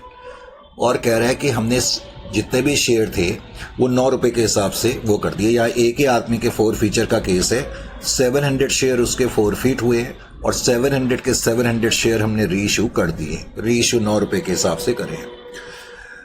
अब सबसे पहले तो जैसे हम नॉर्मली क्वेश्चन को सॉल्व करते हैं हमने करना शुरू करा। तो 50,000 हम शेयर इशू कर रहे हैं, 65,000 की एप्लीकेशंस आई हैं। अब उसमें से 5,000 को हमने रिजेक्ट कर दिया। तो 5,000 एप्लीकेशन का रेट जो है, देखो यहां जो मैं एप्लीकेशन का रेट लिखता हूं टेबल पे वो फुल रेट लिखना चाहिए, करेक्ट। ये ध्यान रखना है क्योंकि जहां भी वर्ड कॉल का नाम आएगा, क्योंकि यहां एप्लीकेशन अमाउंट है तो एप्लीकेशन का रेट 5 है आपकी बार, तो 25,000 रुपए आप वापस करेंगे। अब देने के लिए 50,000 शेयर है और वेटिंग में अभी भी 60,000 है। और वो कह रहे हैं कि तुमने जो शेयर थे वो प्रोरेटा अलॉटमेंट कर दिए। इसका मतलब जो 50,000 देने के लिए मौजूद है वो बचे हुए एप्लीकेंट 60,000 में दे दिए। ये हम प्रोरेटा अलॉटमेंट है। 50 और 60 का डिफरेंस 10,000 है। तो 5 रुपए एप्लीकेशन बनी, 50,000 रुपए आप अलॉटमेंट की तरफ ले जाएंगे और 25,000 रुपए आप रिफंड यानी कि बैंक में। पहली entry bank account debit to share application के आप जैसे लिखते हैं लिखेंगे। 65,000 एप्लीकेशंस आई हैं, 5 रुपए के हिसाब से 3,25,000 रुपए आप लिखेंगे, करेक्ट। उसके बाद शेयर एप्लीकेशन मनी जो कि 3,25,000 आपके पास आया, उसमें आप जब कैपिटल में ट्रांसफर करेंगे तो यहां आपको ध्यान रखना पड़ेगा। मैंने कई बार बोला है जब भी कैपिटल में ट्रांसफर करते हैं एक तो हम ये देखते हैं कि इशूड शेयर कितने हैं, इशूड शेयर कितने हैं। हमेशा कैपिटल में ट्रांसफर करते समय इशूड शेयर्स का ध्यान रखना है और मल्टीप्लाइड करना है नेचुरल फेस रेट से, NFR। Natural face rate application का 3 है, तो इसलिए 1.5 लाख रुपए जो है वो हम कहां ले जाएंगे? कैपिटल में। ये ध्यान रखना है। अब सिक्योरिटी प्रीमियम 50,000 शेयर इशू कर रहे हैं, प्रीमियम का रेट 2 है क्योंकि अब के बाद एप्लीकेशन मनी प्रीमियम पे आया है। तो एप्लीकेशन मनी जो 3,25,000 आया उसमें से प्रीमियम में क्रेडिट करेंगे 50,000 शेयर पे 2 रुपए के हिसाब से 1 लाख। फिर हमने कुछ रिफंड करना है bank account debit to bank account, 5,000 share हमने रिजेक्ट करे हैं 5 रुपए के हिसाब से 25,000 और कुछ पैसा हम अलॉटमेंट की तरफ ले गए। तो ये एंट्री आपकी होगी, करेक्ट। उसके अलावा फिर नेक्स्ट जो एंट्री होगी, एक सेकेंड, नेक्स्ट जो एंट्री होगी शेयर अलॉटमेंट अकाउंट डेबिट। अब इस केस में अलॉटमेंट का रेट 4 रुपए है, 2 lakh, to capital account 2 lakh. अब अलॉटमेंट मनी रिसीव करेंगे। अब अलॉटमेंट मनी 2 लाख रुपए था, 50,000 रुपए तो हमें पहले ही मिल चुके हैं। अब हमने ये देखना है कि ये जो डिफॉल्टर है, जिस केस में डिफॉल्टर का नाम क्या है, मिस्टर एस, उसको 700 शेयर अलॉटेड थे, तो उसने 700 शेयर पे अलॉटमेंट मनी कितना पे नहीं करा। तो मैंने आप वर्किंग नोट करा हुआ है। पहले तो हम ये देखते हैं कि 50,000 शेयर 60,000 में बांटे, यानी कि रेशियो जो है वो 5:6 आ गया। इसका मतलब जिसको 5 अलॉटेड थे उसने 6 के लिए अप्लाई करा, तो जिसको 700 अलॉटेड थे उसने कितने के लिए अप्लाई करा होगा, इंटू 6/5 करके आप 840 निकाल लेंगे। तो आपको पता लग गया कि उसको 800, उसने जिसको कि 700 शेयर अलॉटेड थे उसने 840 शेयर्स के लिए अप्लाई करा था। तो उसने एप्लीकेशन मनी भी 840 शेयर्स पे दिया होगा, 5 रुपए के हिसाब से 4,200 रुपए उसने दिए होंगे। लेकिन उसको एप्लीकेशन मनी जो देना चाहिए था वो 700 शेयर पे देना चाहिए था, 5 रुपए के हिसाब से 3,500। तो उसके 700 रुपए हमारे पास एक्स्ट्रा आ गए। अब जब उसकी अलॉटमेंट बारी देने की आएगी तो कंपनी ये बताएगी कि आपके 700 अलॉटेड शेयर हैं, और अलॉटमेंट का जो फुल रेट है वो यहाँ मैंने 4 लिख दिया। अलॉटमेंट का रेट तो वैसे 5 था मेरे ख्याल से, अलॉटमेंट का रेट 4 है, अलॉटमेंट का रेट 4 ही है, ठीक है। तो एक एंटिटी ये बताएगी कि आपके 700 शेयर है, अलॉटमेंट का रेट 4 है, तो 2,800 आपके अलॉटमेंट पे बनते हैं, और जो 700 रुपए आपके हमारे पास एक्सेस आ गए वो हम यहाँ एडजस्ट कर लेंगे। इसका मतलब अलॉटमेंट पे इसने 2,100 रुपए देने थे जो इसने पे नहीं करे। तो इसलिए जब मैं यहाँ एंट्री लिखूंगा bank account debit to share allotment, तो 2 लाख में से 50,000 तो पहले ही मिल गए और 2,100 इसने पे नहीं करे। 1,47,900, 1,47,900 से आप एंट्री कर देंगे। उसके बाद फर्स्ट कॉल की एंट्री करेंगे। शेयर, अच्छा उसने फर्स्ट कॉल की नहीं, कॉल ही है इस केस में। तो उसने कहा अलॉटमेंट के बाद and balance towards the call. अच्छा, बैलेंस टूवर्ड्स द कॉल है, तो बैलेंस मनी आपने बुलाया, तो बैलेंस मनी की एंट्री हो जाएगी बैंक अकाउंट डेबिट 50,000, और बैलेंस मैंने बताया था 3 रुपए का है तो 1.5 lakh. Share call account debit to share capital. अब कॉल के बाद पहले तो कॉल रिसीव करेंगे 1,50,000 शेयर, और एक आदमी जिसके पास 700 शेयर थे उसने 3 रुपए के हिसाब से पे नहीं करा, 2,100, तो 1,47,900 से आप रिसीविंग की एंट्री कर देंगे। अब कॉल के बाद इसके शेयर फोरफीट हुए हैं, तो शेयर कैपिटल 7, हम पूरा पैसा बुला चुके हैं 10 रुपए, तो 7,000 रुपए। सिक्योरिटी प्रीमियम अब की बार, हालांकि इसने अलॉटमेंट पे नहीं करा है, लेकिन इसने प्रीमियम अब की बार पे कर दिया, क्योंकि प्रीमियम एप्लीकेशन पे था, इसलिए मैंने यहां कुछ नहीं लिखा है, 0, इसलिए क्योंकि प्रीमियम रिसीव हो चुका है, क्योंकि एप्लीकेशन मनी दे चुका है, इसलिए मैं प्रीमियम नहीं लिखूंगा। एप्लीकेशन मनी जब प्रीमियम मनी जब रिसीव हो जाए तो उसको फिर हम नहीं लिखते हैं। ये तुमने बैलेंसिंग फिगर लेनी है शेयर फोरफिटेड में। अब उसने क्या क्या पे नहीं करा पहले वो लिखेंगे। उसने अलॉटमेंट मनी पे नहीं करा 2,100, ये हमने नोट्स में देख लिया, और यहां मैंने फर्स्ट कॉल लिखा है, इसको तुम फाइनल कॉल लिख लेना, final call, first and final call, या सिंपली कॉल अकाउंट लिख लो, कॉल अकाउंट। 700 इंटू 10 के हिसाब से 2,100 इसने पे नहीं करी। Is it clear to you? तो बैलेंसिंग फिगर 2,800 आ गई। इसका मतलब इसके 700 शेयर हैं, और 700 शेयर पे credit balance share forfeited account में 2,800 रुपए का है। अब इसके हमने 700 के 700 शेयर री इश्यू कर दिए, तो 700 इंटू 9 6,300, 700 इंटू 1 700, तो इसका मतलब इसका डेबिट बैलेंस जो है वो भी 700 शेयर पर है। तो इन दोनों का जो डिफरेंस हो जाएगा 2,100, वो कैपिटल रिजर्व में चला जाएगा। तो अगली एंट्री आपकी share forfeited to capital reserve की हो जाएगी। Is it clear to you? अच्छा जी, अब जो क्वेश्चन नंबर 13 है, ये पहला क्वेश्चन है जिसमें अंडर सब्सक्रिप्शन का केस है। ये अंडर सब्सक्रिप्शन का केस है, under subscription.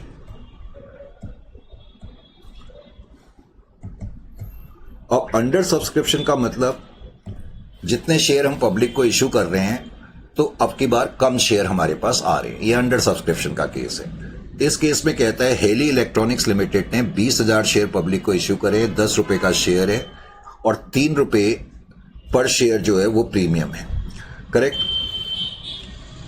Eight a premium of ₹3 per share, यानी कि 10 रुपए का शेयर 13 रुपए के हिसाब से बाहर जा रहा है।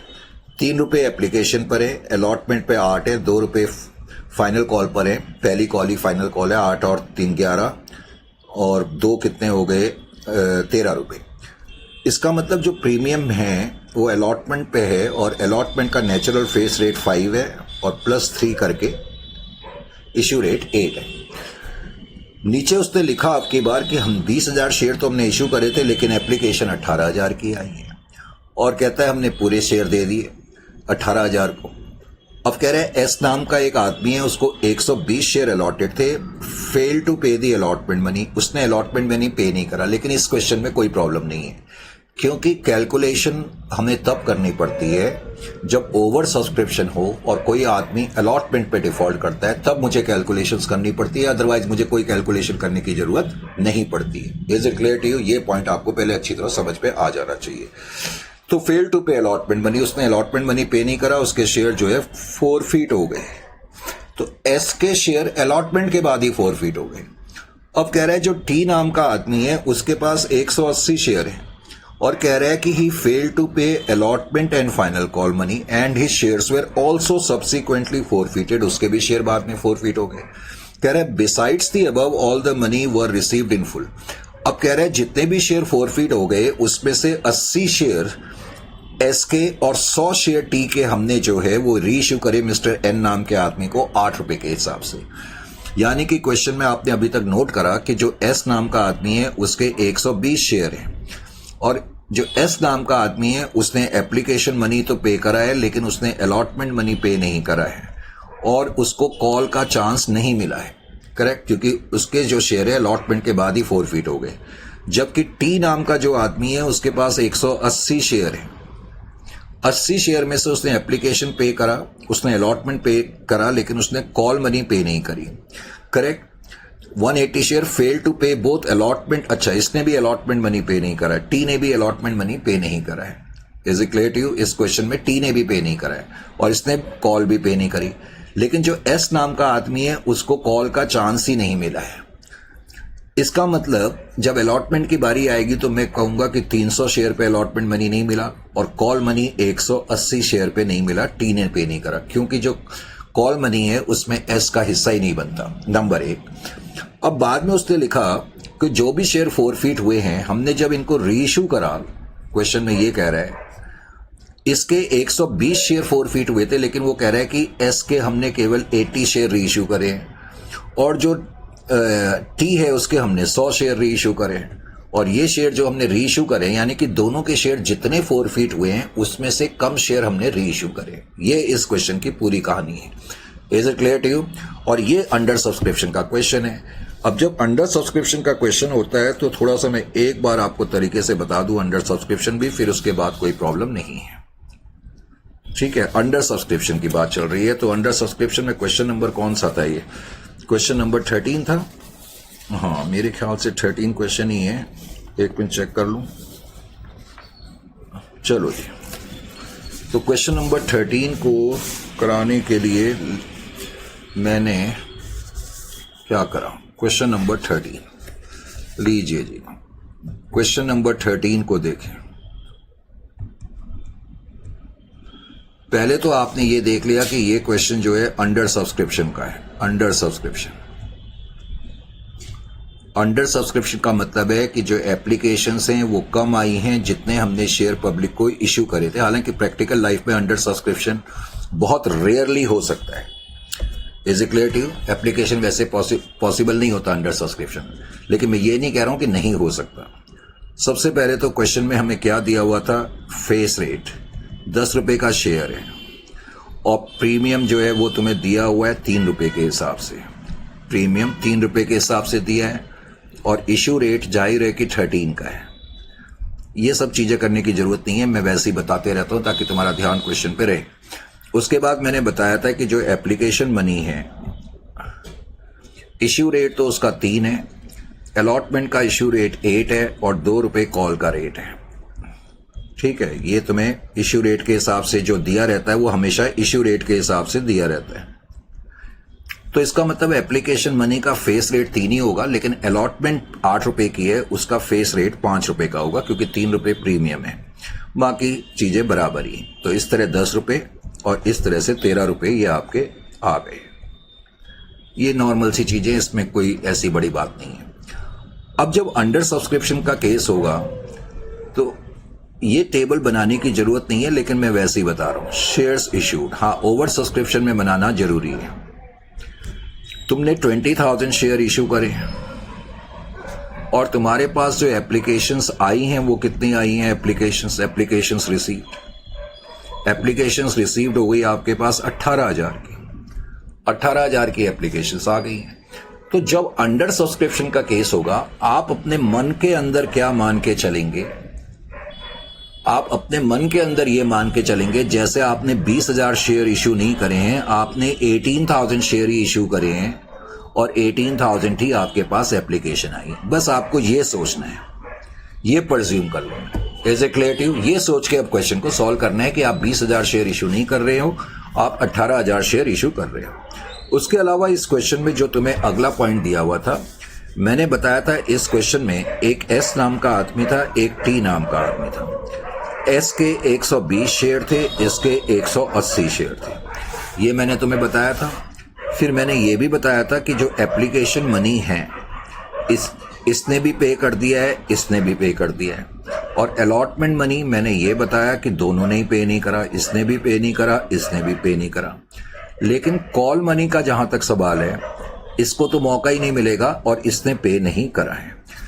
फिर मैंने ये भी बताया था जो शेयर रीइश्यू हुए हैं, ये पॉइंट्स पहले नोट कर लेने चाहिए ताकि बाद में क्वेश्चन बार बार देखना ना पड़े। 120 में से एस के 80 शेयर रीइश्यू हुए और टी के 180 में से 100 शेयर रीइश्यू हुए। ये क्वेश्चन की कहानी थी। अब बिकॉज अंडर सब्सक्रिप्शन का पहला क्वेश्चन है तो इसलिए मैंने जरा क्विकली इसको करके बताया। पहली एंट्री तो आपकी वही होगी, receipt of application money, bank account debit to share application. जिसको लिखना है वो लिख ले, नहीं तो वैसे मैंने नोट्स में लिखा हुआ है, bank account debit to share application. मैंने बताया है पहले तो पहली एंट्री तो खैर एप्लीकेशंस के थ्रू होती है, तो 18,000 इंटू एप्लीकेशन रेट जो कि 3 रुपए है, तो 54,000 से पहली एंट्री तो आप करेंगे ही करेंगे, रिसिप्ट ऑफ एप्लीकेशन मनी। अब एप्लीकेशन मनी को हासिल करने के बाद अच्छी बात यह है कि अंडर सब्सक्रिप्शन में सेकेंड एंट्री में कोई प्रॉब्लम नहीं है, शेयर एप्लीकेशन अकाउंट डेबिट। अब शेयर एप्लीकेशन पे जो भी पैसा आया वो हम कैपिटल में ट्रांसफर कर देंगे टू शेयर कैपिटल। अब मैंने बताया हुआ है कि जब हम कैपिटल में ट्रांसफर करते हैं तो हम ये देखते हैं नंबर ऑफ इश्यूड शेयर कितने हैं। लेकिन और अब आप ये मान के चलेंगे जैसे कि आपने 18,000 शेयर इशू करे। समझ में आया? इसीलिए मैंने कहा क्वेश्चन सॉल्व करते समय आप ये मान के चलेंगे आपने 18,000 शेयर ही इशू करे, तो एप्लीकेशन मनी आपने कैपिटल में ट्रांसफर कर दिया। उसके बाद फिर आप अलॉटमेंट की एंट्री करेंगे। अब जब अलॉटमेंट की एंट्री करेंगे तो अलॉटमेंट की एंट्री आपकी क्या होगी? अलॉटमेंट मनी ड्यू, तो शेयर अलॉटमेंट अकाउंट डेबिट। अब शेयर अलॉटमेंट अकाउंट डेबिट, अब अलॉटमेंट में 18,000 शेयर हम मान के चल रहे हैं हमने इश्यू करे हैं और अलॉटमेंट का रेट क्वेश्चन में 8 रुपए दिया हुआ है, तो 18,000 इंटू 8 कितना आ जाएगा? 1,44,000। तो 1,44,000 आप लिखेंगे। फिर 2 शेयर कैपिटल लिखेंगे, 2 शेयर कैपिटल। अब शेयर कैपिटल में वैसे तो मैंने कई बार कहा है कि नंबर ऑफ इशूड देखना है, पर अब आप मान के चलोगे आप 18,000 शेयर इशू कर रहे हो और नेचुरल फेस रेट है 5। 18,000 इंटू 5 कितना हो गया? 90,000। और सिक्योरिटी प्रीमियम में जो हिस्सा हो जाएगा 2 सिक्योरिटी प्रीमियम, तो सिक्योरिटी प्रीमियम में आपका कितना हिस्सा हो जाएगा? That is equal to 18,000 into 3, that is equal to 54,000।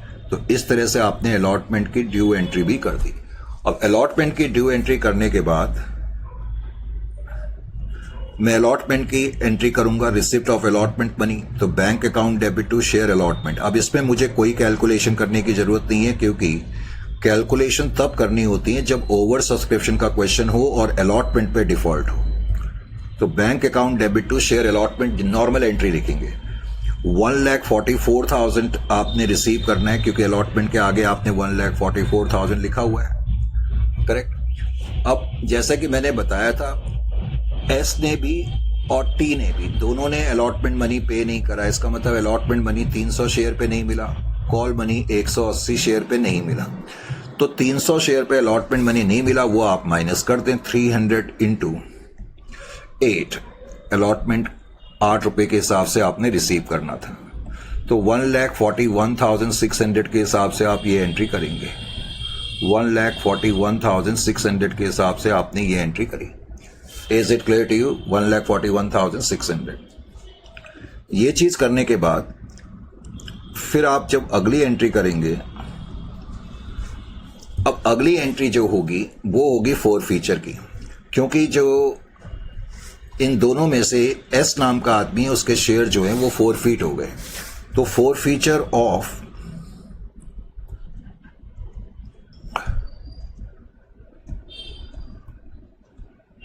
$120 shares of S के 120 शेयर थे और उसके सारे शेयर्स तुमने अब फोरफीट कर दिए। तो आप जब फोरफीट करेंगे, लेकिन उसके शेयर अलॉटमेंट के बाद ही फोरफीट कर दिए, तो इसलिए यहां पर मुझे इस तरह से करना पड़ेगा। शेयर कैपिटल तो हम मान के चल रहे हैं हम 18,000 शेयर सॉरी इस क्वेश्चन मान के तो क्या चल रहे हैं, लेकिन अब यहां पर डिफॉल्टिंग शेयर तो 120 है। अब मुझे यह देखना है कि इस पॉइंट पर मैं नेचुरल फेस रेट कितना बुला चुका हूं। ₹3 एप्लीकेशन का नेचुरल फेस रेट और ₹5 अलॉटमेंट का नेचुरल फेस रेट, यानी कि ₹8 हमने अभी तक बुलाए हैं। ये ध्यान रखना पड़ेगा। तो 960 आप यहां पर लिखेंगे। सिक्योरिटी प्रीमियम, बिकॉज इसने अलॉटमेंट पे नहीं करा है, अलॉटमेंट पे नहीं करा है, तो इसलिए अलॉटमेंट की एंट्री करनी पड़ेगी। 120 इंटू अलॉटमेंट का रेट है 3, तो डेट इज इक्वल टू 360। तो अलॉटमेंट पे नहीं करा है तो अलॉटमेंट को मुझे डेबिट करना पड़ेगा। 2 शेयर फोरफीटेड, शेयर फोरफीटेड में हम वो अमाउंट लिखते हैं जो इन्होंने पे कर दिया है, और मैंने कहा इसको तुम बैलेंसिंग फिगर के रूप में ट्रीट कर लेना। तो पहले तो ये देखो कि उसने कितना पे नहीं करा है। एक तो उसने अलॉटमेंट मनी पे नहीं करा, इसके 120 शेयर्स थे और अलॉटमेंट का रेट था 8, इजंट इट और नॉट? अलॉटमेंट का रेट था 8, तो 960 रुपीज इसने पे नहीं करे थे। तो अभी तक हमने बुलाया ही अलॉटमेंट पर है, तो एप्लीकेशन इसने पे कर दिया, अलॉटमेंट मनी पे नहीं कर दिया। तो अब बैलेंसिंग फिगर आपकी 360 आ जाएगी। तो 360 शेयर फोरफीटेड बैलेंसिंग फिगर आ गई। उसके बाद आप कॉल की एंट्री करेंगे। एंट्री नंबर 6 कॉल की आप जैसे करते हैं वैसे करेंगे, शेयर कॉल अकाउंट डेबिट। लेकिन जब कॉल की आप एंट्री करेंगे तो आपको ध्यान ये रखना होगा 18,000 शेयर्स हैं, लेकिन अब 120 शेयर तो फोरफीट हो गए ना, 120 शेयर तो फोरफीट हो गए और कॉल का रेट है ₹2 इस क्वेश्चन में। तो इसका मतलब 18,000 माइनस 120 जो शेयर हैं उस पे ₹2 के हिसाब से कॉल मनी ड्यू होगा। तो 35,700 रुपीज कॉल मनी ड्यू हो जाएगा। Share call account debit to share capital 35,700। अब आप रिसीव करेंगे। अब जब रिसीव करने की एंट्री करेंगे तो bank account debit to share call account.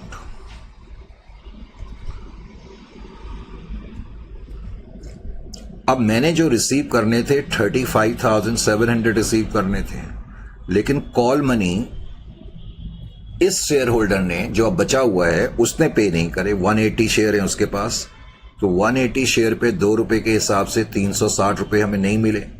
तो इसका मतलब हमें कितना पैसा मिल गया? 35,340। तो 35,340। अब जाहिर है कि कॉल के बाद इस आदमी के शेयर जो कि मिस्टर टी है इसका नाम, उसके शेयर भी फोरफीट हो गए, तो इसकी अब फोर फीचर की एंट्री तुम्हें करनी पड़ेगी। अब जब तुम इसकी फोर फीचर की एंट्री करोगे तो इसकी फोर फीचर की एंट्री करने के लिए पहले तो मैंने लिख दिया यहां पर टाइटल एंट्री नंबर 8 में four feature of T share. अब टी के शेयर को तुमने फोरफीट करना है। टी के शेयर को जब मैं फोरफीट करूंगा तो मेरी एंट्री क्या हो जाएगी? Share capital account debit. पहले तो मुझे यह देखना पड़ेगा डिफॉल्टिंग शेयर कितने हैं। मिस्टर टी के शेयर जो हैं 180 शेयर हैं, इसके 180 शेयर फोरफीट कर रहे हैं। बिकॉज इसके शेयर फाइनल कॉल के बाद फोरफिट हो रहे हैं, तो इसका मतलब हम शेयर की पूरी फेस वैल्यू बुला चुके हैं। तो 1800 पहले तो आप यहां पर डेबिट करेंगे, और सिक्योरिटी प्रीमियम यहां पर आपको लिखना पड़ेगा क्योंकि इसने भी अलॉटमेंट पे नहीं करी थी। जब अलॉटमेंट पे नहीं होती है तो तब प्रीमियम को एंट्री में लाया जाता है। 180 इंटू 3 के हिसाब से 540 रुपीज। फिर आप लिखेंगे 2 शेयर फोरफिटेड अकाउंट। अब शेयर फोरफिटेड अकाउंट में इसको हम बैलेंसिंग फिगर के रूप में ट्रीट करेंगे। अब मैं उन कॉल्स के नाम लिखूंगा जो इसने पे नहीं करे। एक तो इसने अलॉटमेंट मनी पे नहीं करा है। अब जो इसने अलॉटमेंट मनी पे नहीं करा वो 180 शेयर्स पे नहीं करा। 180 शेयर्स पे इसने 8 रुपीज के हिसाब से अलॉटमेंट मनी पे नहीं करा है। तो 180 इंटू 8 कितना हो जाएगा? 1440। 1440। तो एक तो इसने अलॉटमेंट मनी पे नहीं करा, उसके अलावा इसने कॉल भी पे नहीं करी। तो that is equal to 180 into 2, 360। तो अब आप बैलेंसिंग फिगर पिकअप कर लो, तो बैलेंस आ जाएगा आपका 540। इसका मतलब इसने 180 शेयर पे 540 रुपए पे कर दी है। अब इनकी फोरफीचर के बाद रीइश्यू की एंट्री करनी पड़ेगी। तो रीइश्यू, अब जब रीइश्यू करेंगे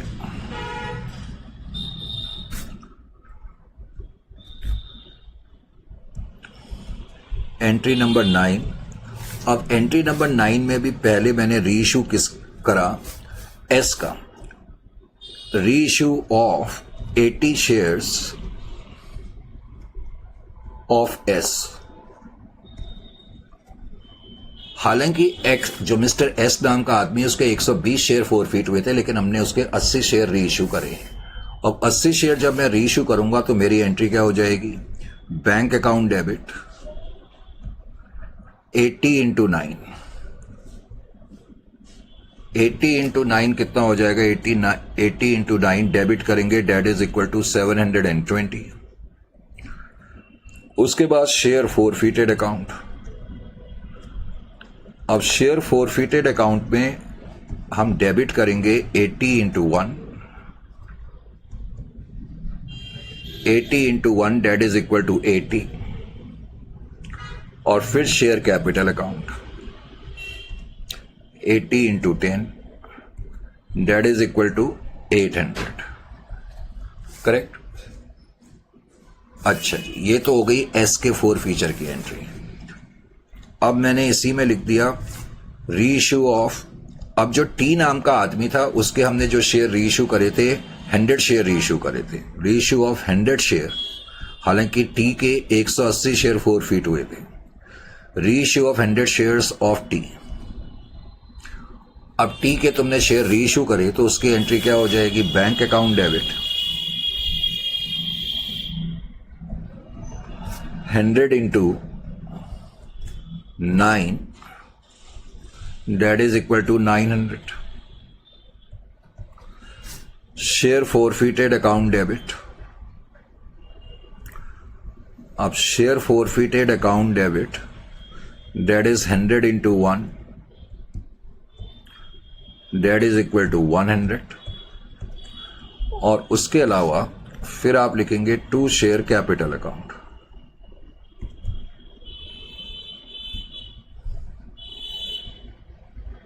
to share capital account that is equal to 1000।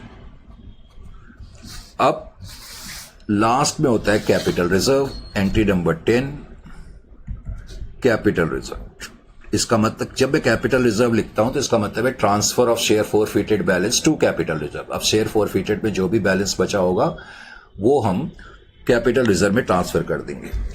अब वैसे तो मैं तुम्हें अच्छी तरह से कई बार बता चुका हूं, लेकिन एक बार फिर मैंने बता दिया। एक जगह मैंने लिखा क्रेडिट बैलेंस और फिर मैंने लिखा डेबिट बैलेंस। ये जो मैं लिख रहा हूं शेयर फोरफिटेड के बारे में लिख रहा हूं। तो शेयर फोरफिटेड अकाउंट में क्रेडिट बैलेंस और डेबिट बैलेंस। तो पहले तो मैंने एस नाम का जो आदमी है उसको देखा। जो एस है उसका जो क्रेडिट बैलेंस है, हमने देखा था जो हमने उसकी 4 फीचर की एंट्री करी थी, ये एस की 4 फीचर की एंट्री है। 120 शेयर पे इसका 360 का क्रेडिट बैलेंस है। तो 120 शेयर पे इसका जो क्रेडिट बैलेंस है वो आपने देखा कि 300 कितना था, मैं फिर भूल गया, 360 था ना, 360। तो इसका क्रेडिट बैलेंस 360 है एस का। अब आप ये देखो इसके कितने शेयर रीइश्यू हुए हैं, 80 शेयर रीइश्यू हुए हैं। तो आपको क्रेडिट बैलेंस 80 शेयर्स पे देखना पड़ेगा। तो 80 शेयर्स पे क्रेडिट बैलेंस कितना होगा, तो कैसे देखेंगे, 80 इंटू 360 डिवाइडेड बाई 120। ऐसा करके आपको ये पता लग गया कि क्रेडिट बैलेंस 80 शेयर्स पे इसका इतना है। अब 80 शेयर्स पे ये बैलेंस आ जाएगा 240। तो अब आपको पता लग गया 80 शेयर पे क्रेडिट बैलेंस 240 है और 80 शेयर हमने इसके रीइश्यू करे हैं जिसमें कि डेबिट बैलेंस 80 है। तो अब हम इनको कंपेयर कर सकते हैं। तो इन दोनों का जो डिफरेंस हो जाएगा 240 और 80 का 160, ये कैपिटल रिजर्व में चला जाएगा। Is it clear? इसी तरह से टी नाम का जो आदमी है उसका भी आप चेक कर सकते हो। अब जो टी है उसके थे 180 शेयर्स। अब जब हमने टी की 4 फीचर की एंट्री करी थी तो आपको याद होगा टी के 4 फीचर की एंट्री में क्रेडिट बैलेंस 540 रुपए का था। मैं आपको दिखा भी देता हूं, टी की हमने 4 फीचर की एंट्री करी थी तो 540 रुपए का बैलेंस था क्रेडिट बैलेंस। लेकिन हमने इसके कितने शेयर रीइश्यू करें, 100 शेयर रीइश्यू करें। तो मुझे कन्वर्ट करना पड़ेगा कि 180 शेयर पे क्रेडिट बैलेंस इतना है तो 100 शेयर पे क्रेडिट बैलेंस कितना होगा, that is 540 into 100 divided by 180। तो ऐसा करके तुम्हें यह पता लग गया कि क्रेडिट बैलेंस इसका जो आएगा वो 300 रुपए का आएगा। Is it clear to you? अब इसके हमने 100 शेयर रीइश्यू करे हैं और 100 शेयर पे डिस्काउंट जो था इसका 1 रुपए के हिसाब से 100 रुपए ही होगा, नो डाउट अबाउट दैट। तो 100 रुपए इसका डेबिट बैलेंस है। तो 300 और 100 रुपए का डिफरेंस कितना हो गया, 200 रुपए हो गया। तो 160 और 200 टोटल कैपिटल रिजर्व 360 आ जाएगा। तो 360 will be your capital reserve. समझ में आ गया? तो कैपिटल रिजर्व की एंट्री फिर आप कर लेंगे, share forfeited account debit to capital reserve. तो इस तरीके से कैपिटल रिजर्व 360 आ जाएगा। क्या आपको एग्जामिनेशन में इतने बड़े क्वेश्चंस आएंगे? नहीं। आपको एग्जामिनेशन में कैसे क्वेश्चन आ रहे हैं ऑफ लेट मैं आपको अभी बताऊंगा, बाद में अभी वो क्वेश्चन भी करेंगे। लेकिन मैं आपको एक आइडिया देता हूं कि आप सोच रहे होंगे सर इतना बड़ा, ये बड़े इसलिए कराने पड़ते हैं कि जब आप आराम से छोटे क्वेश्चंस को कर सकें। ये बाद में मैंने उसी तरह के क्वेश्चन दिए हुए हैं जो आपके एग्जामिनेशन में रिसेंट एग्जाम, जैसे 21 ऑनवर्ड क्वेश्चन है, 21 है, 22 है, 23 है, 24, 25, 26, 27, 28, 29, 30, 31, ये 21 से लेके 31 तक ये एक ही दिन में खत्म हो जाएंगे, चिंता मत करो, बल्कि 1 घंटे में खत्म हो जाएंगे। लेकिन वो तब होंगे जब आपको पहले का पार्ट अच्छी तरह से आता हो। तो ठीक है, नेक्स्ट सेशन में फिर मुलाकात करते हैं।